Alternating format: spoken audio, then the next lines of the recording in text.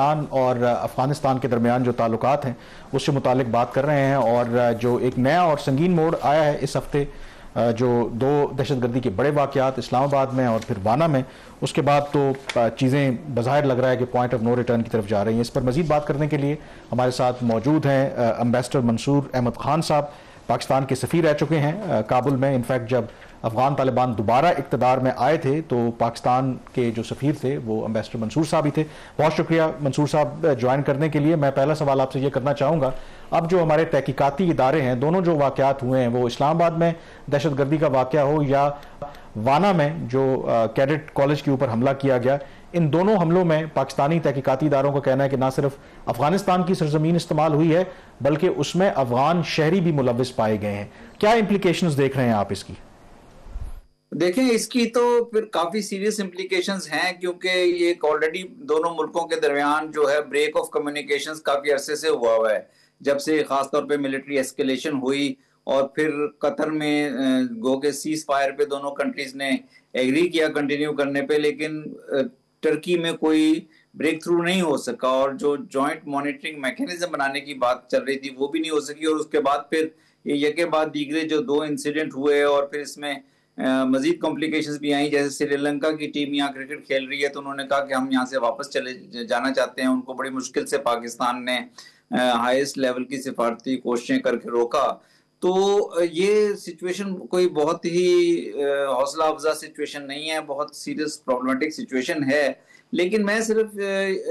यही कहना चाहूँगा कि जब पाकिस्तान और अफगानिस्तान पिछली हुकूमत के दौरान, जब तालिबान से पहले की जो हुकूमत थी उसमें भी जब नेगोशिएट कर रहे थे और मैकेनिज्म ही को नेगोशिएट कर रहे थे, और हमने एक मैकेनिज्म एग्री भी किया था एपेप्स, जो बड़ी तवील नेगोशिएशन के बाद, तो दोनों साइड्स के दरमियान उस वक्त भी, हालांकि उस वक्त दूसरी हुकूमत थी, बहुत शदीद डिफरेंसेस थे और उस वक्त बल्कि पाकिस्तान के ऊपर ज्यादा प्रेशर था, पाकिस्तान के ऊपर ये ब्लेम आता था कि पाकिस्तान अफगान तालिबान को सपोर्ट कर रहा है। तो उस वक्त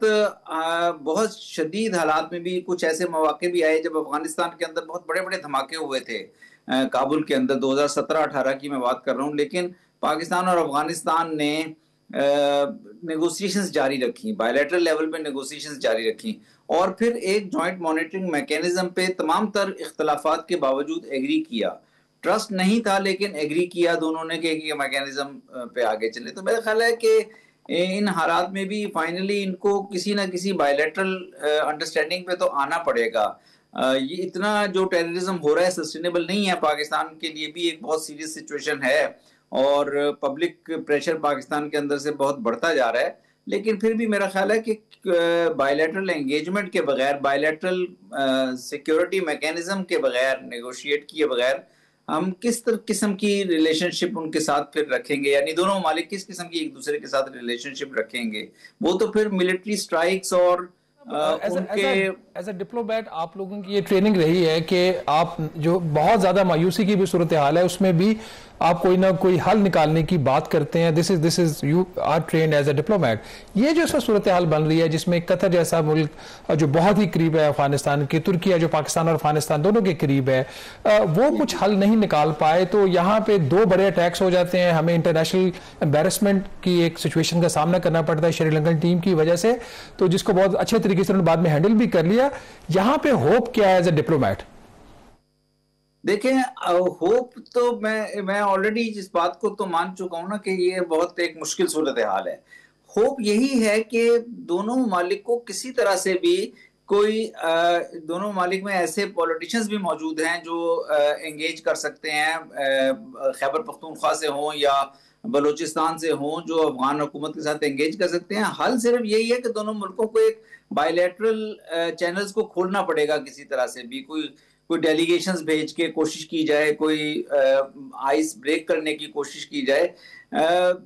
पाकिस्तान के लिए देखें, ये एक टू फ्रंट सिचुएशन जो है वैसे भी पाकिस्तान के लिए स्ट्रेटेजिकली भी मौजू नहीं है, क्योंकि पाकिस्तान के ऑलरेडी एक बहुत सीरियस चैलेंजेस हैं हमारे ईस्टर्न बॉर्डर पे, और जब पाकिस्तान और अफगानिस्तान के ताल्लुकात खराब होते हैं या उनमें मुश्किलात आती हैं तो फिर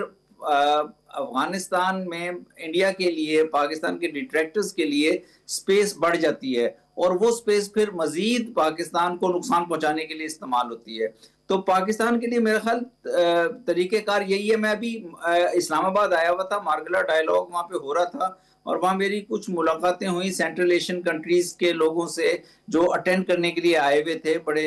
इन्फ्लुएंशियल पोजीशंस पे हैं वो लोग। तो उनका भी कहना यही था कि उनकी कोशिश भी यही है कि किसी तरह से पाकिस्तान और अफगानिस्तान के दरमियान कोई पैचअप इस किस्म का हो कि अफगान तालिबान की हुकूमत को भी ये एहसास हो कि उनके लिए पाकिस्तान की रिलेशनशिप को प्रायोरिटी देना इम्पोर्टेंट है रादर देन